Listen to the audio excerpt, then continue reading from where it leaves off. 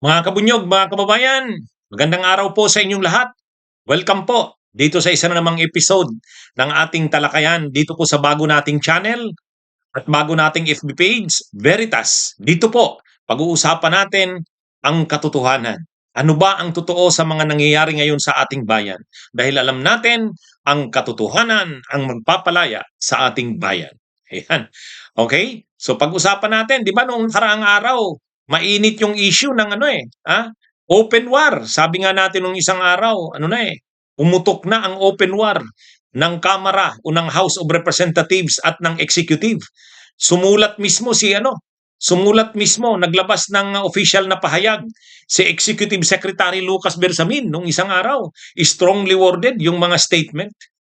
Kasi bago yun, nagpress ko naman kasi sila Congressman Puno, si Deputy Speaker Ronaldo Puno at ang iba pang House leaders, yung mga party leaders ng House.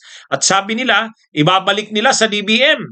Ibabalik nila sa executive yung NEP, yung National Expenditure Program para sa taong 2026. Ay syempre hindi ito nagustuhan ng gabinete ng DBM. At syempre ang leader nila si Executive Secretary Lucas Bersamin. O kaya naglabas ng statement si Executive Secretary Lucas Bersamin. Sabi niya, wag niyong gagawin 'yan. Parang biniblame ninyo, sinisisi ninyo ang executive sa mga problema. Samantalang ang problema ay nandyan sa inyo. Ayusin nyo muna ang problema nyo. Ha?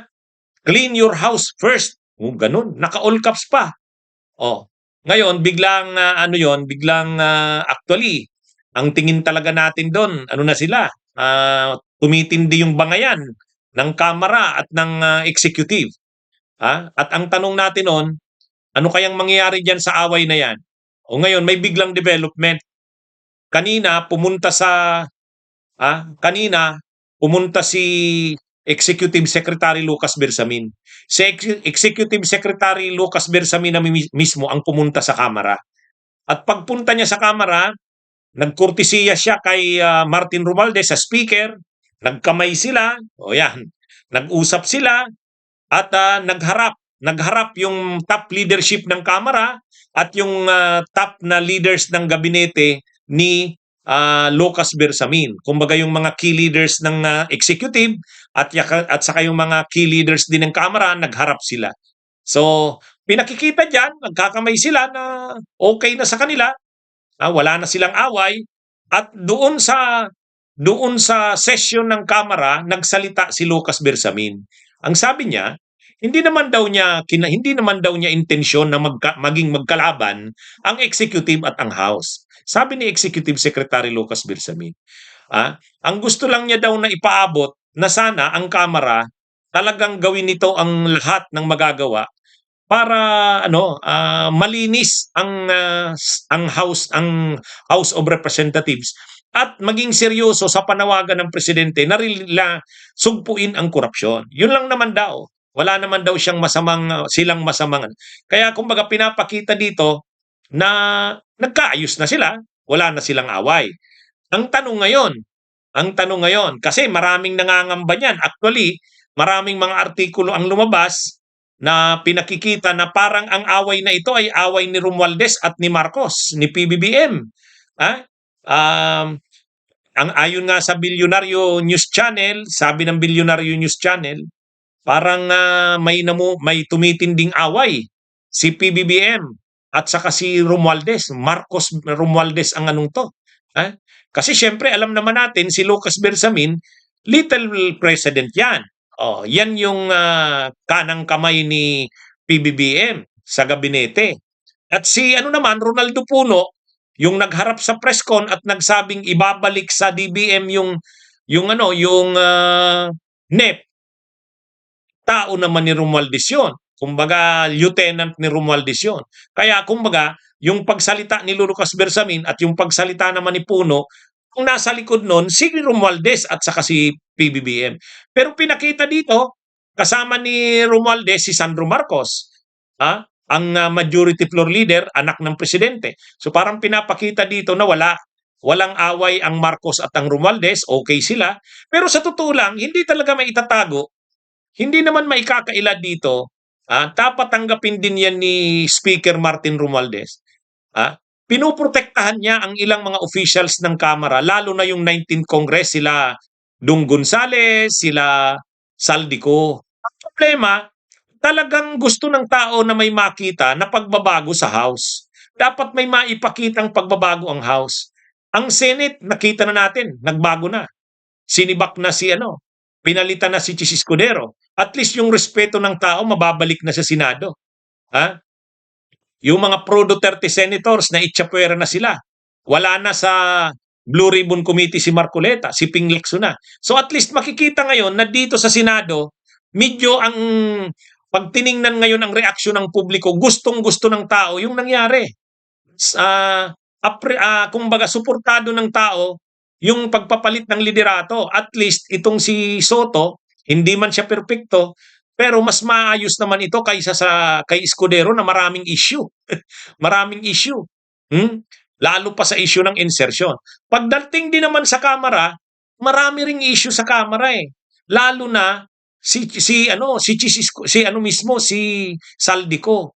Kaya dapat si Romualdez, kasi ang ginagawa ngayon, parang yan eh, pinapalabas diyan na si Romualdez at saka si Saldico magkasabwat yan.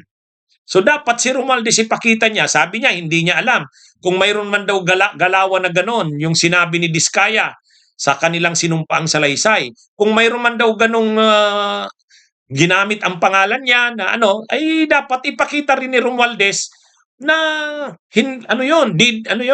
ipakita niya rin ang pangil niya.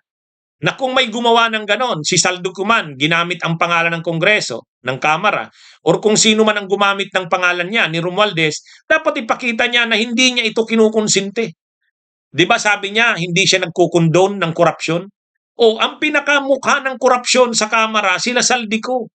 Ngayon, kung sinusuportahan niya yan, pinoprotektahan niya yan, masisira ang Kamara. At kapag sirang-sira ang Kamara, hindi na isasaayos ang Kamara, sa tingin ko kahit si PBBM, mahirapang suportahan pa rin ang pinsan niya. Kaya sa ngayon, medyo nakikita natin na pinakita dito na parang wala nang naayos na yung problema ng Kamara at ng ehekutibo. Nagkamay na si Bersamin at saka si Romualdez. Magandang development yan, pero hindi pa rin may kakaila yung sinabi sa pahayag ni Executive Secretary Lucas Bersamin na dapat linisin ng House ang House nila.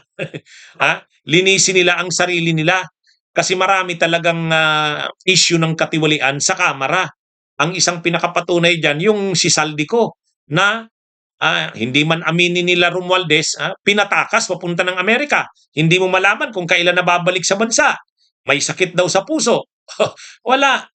Kung ang Senado ay sirang-sira dahil kay Chis Escudero, kaya nag-decide ang mga senador na palitan na si Chis Escudero para maibalik ang respeto, ang integridad ng institusyon ng Senado, ganun din ang Kamara.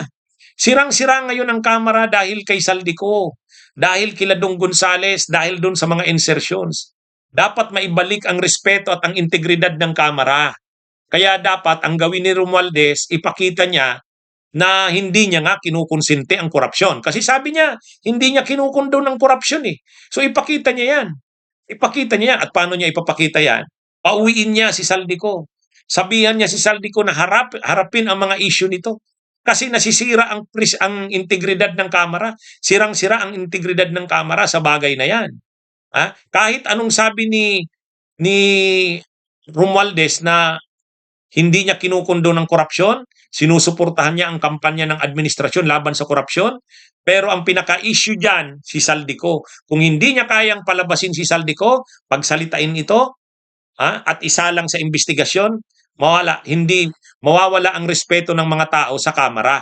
Sa totoo lang, yung pagsusulong ng Kamara ng impeachment, yung pagsakagawa nito ng mga investigasyon laban sa Duterte, saludo na ang mga tao sa Kamara eh.